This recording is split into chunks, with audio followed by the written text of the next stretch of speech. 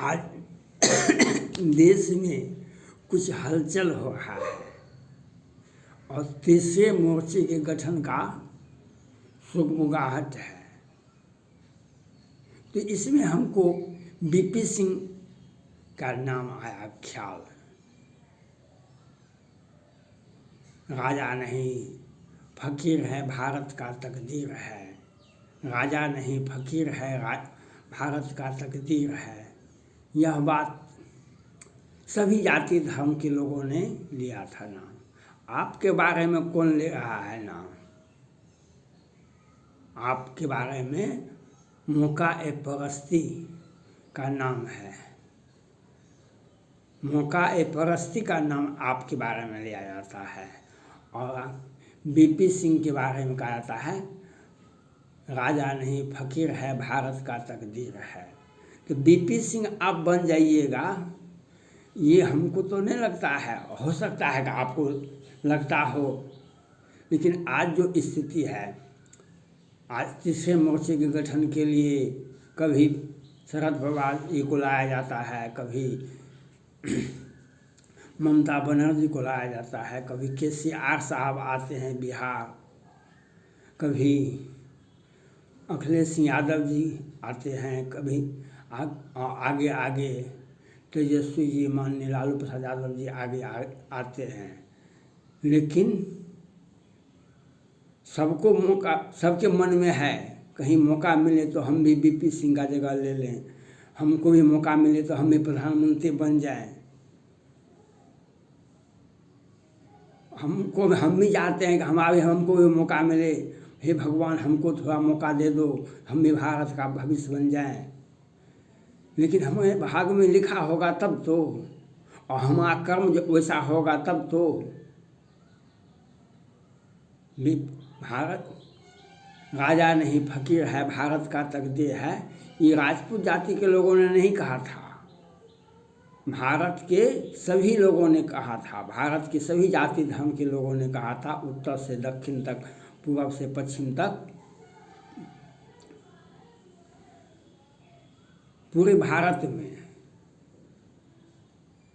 आज बीपी सिंह सत्ता को छोड़कर आज उन्होंने जो किए, आज वो उसी का मेयर भाजपा का सरकार है। कहीं भी बिहार हो या पश्चिम बंगाल हो, अब सत्ता में नहीं भी है, लेकिन जो मुलायम सिंह यादव, अखिलेश सिंह यादव, लालू प्रसाद यादव जी, ममता बनर्जी, नवीन पटनायक, ममता बनर्जी उस वक्त नहीं थी, लेकिन केसीआर साहब, जज एस, और पूरे भारत में बीपी सिंह का लहर था। और बीपी सिंह का लहर में ही भाजपा कमल का आकार मिला था। बीपी सिंह के लहर में ही भाजपा को 2 की 4 सीटें मिलता था पूरे भारत में। लेकिन 1989 में जो चुनाव हुआ उसने आकार लिया, 80 की सीट उन्हें मिली। और बीपी सिंह को हटाने के लिए भाजपा ने आडवाणी जी को रथ पर बैठाया। बीपी सिंह ने मंडल कमीशन का लागू किए थे। तो बीपी सिंह आप बन जाइएगा तो सत्ता आपको मिल जा सकती है, लेकिन बीपी सिंह बनना भी तो आसान तो नहीं है। बीपी सिंह हम नहीं बन सकते हैं। बीपी सिंह का गुण होना चाहिए आप में। बीपी सिंह आप बन जाइएगा तो ऐसा लक्षण दिखाना होगा आपको। आज तीसरा मोर्चा का गठन हो रहा है और उसमें नवीन पटनायक जी, उनके पिताजी भी बीपी सिंह लहर के ही दौर के नेता थे। नवीन पटनायक भी बीपी सिंह के दौर के ही नेता हैं। लेकिन एक परिसीमन है, एक सीमा है। किसी राज्य का मुख्यमंत्री भारत का प्रधानमंत्री नहीं होता है। कोई भी आप इतिहास उठा कर के देख लें, जो राज्य से प्रधानमंत्री बन जाता है ऐसा नहीं देखा गया है। भारत में तो ऐसा कभी होता भी नहीं है। मोदी जी मुख्यमंत्री से प्रधानमंत्री बने हैं अवश्य। आडवाणी जी को हटाया गया, वे बूढ़े हो गए थे।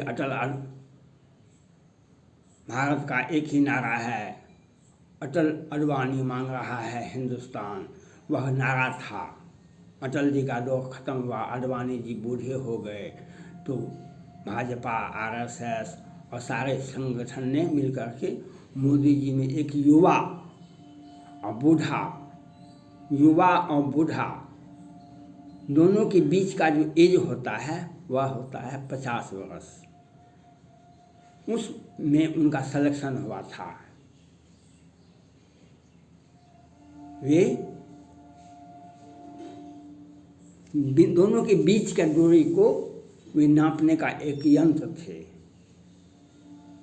हमारा 36 इंच का सीना है, हमें आँख डाल करके हम बात करते हैं, आँख को। तो यह मोदी जी का है। तो मोदी जी आप नहीं हो सकते हैं।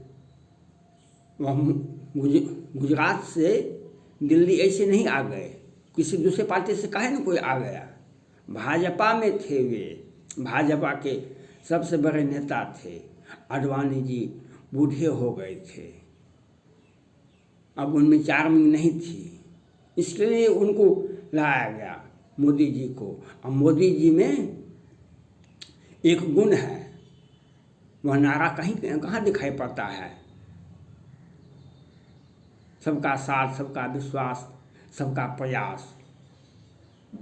और क्यों नहीं कोई और बोला? और लोग भी तो पढ़े लिखे थे।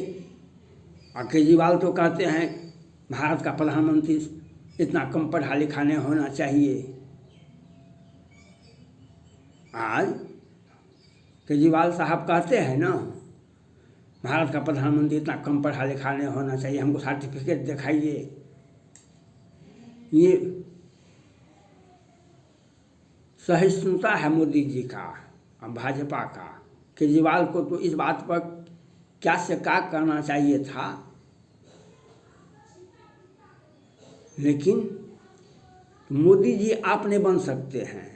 अब भाजपा में भी वैकेंसी है, नेता का नहीं है। भाजपा में भी किसी भी पार्टी में वैकेंसी, कार्यकर्ता का वैकेंसी होता है, नेता का वैकेंसी कभी नहीं होता है, वो फिक्स होता है।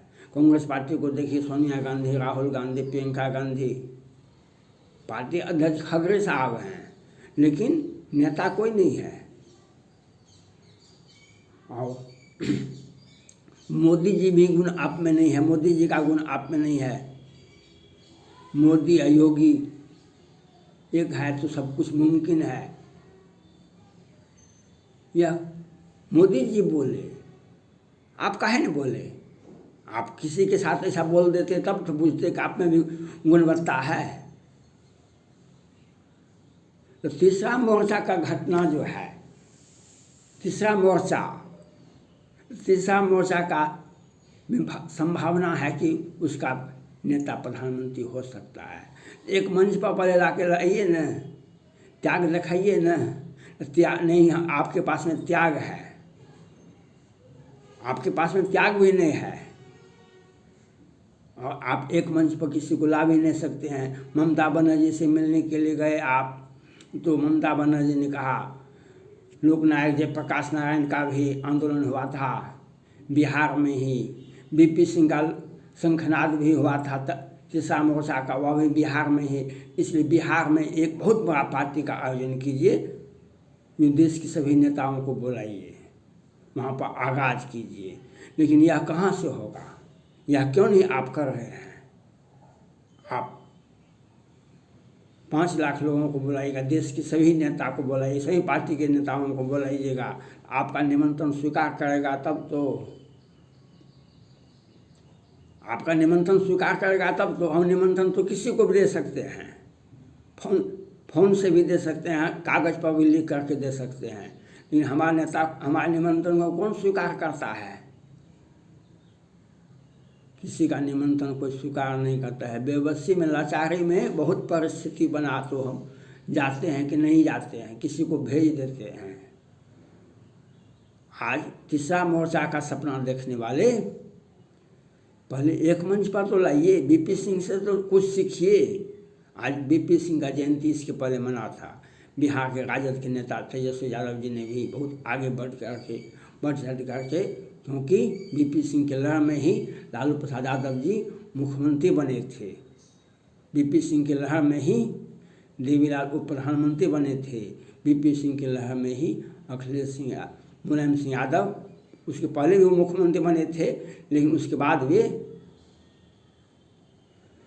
90 के दौर से वे लगातार उत्तर प्रदेश की सत्ता में सबसे ऊपर रहे। देश में भी वे रक्षा मंत्री भी रहे, सब कुछ रहे।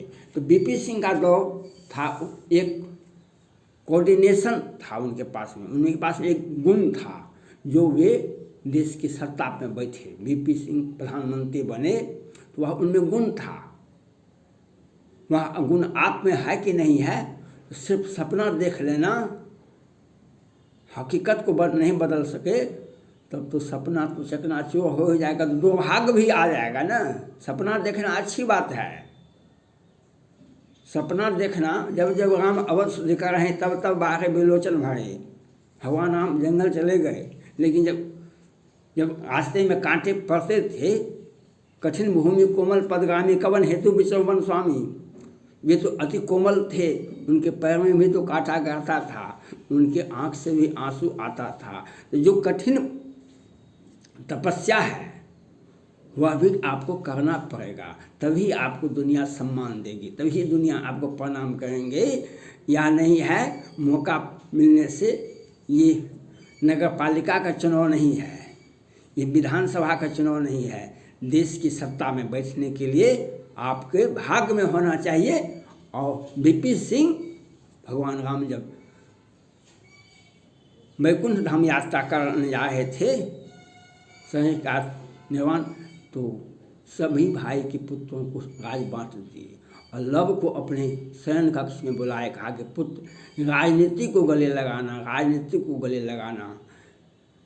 तो ऑल राउंड डेवलपमेंट सिर्फ राजपूत का ही होगा, आपका नहीं होगा। आप मौका परस्ती पर मुख्यमंत्री बन गए, यह बहुत है।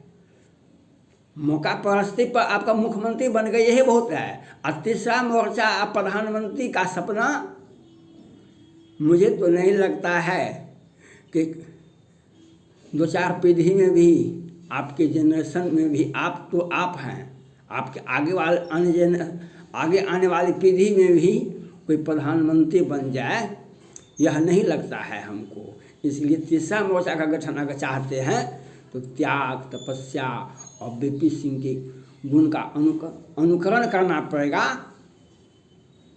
और अपना जलवा दिखाना पड़ेगा। हम किसी के यहाँ जाते हैं, चले जाते हैं, लेकिन हमारा सम्मान कहाँ होता है? अगर वहाँ जहाँ सम्मान नहीं हो, वहाँ जाना भी अनुचित है। धन्यवाद।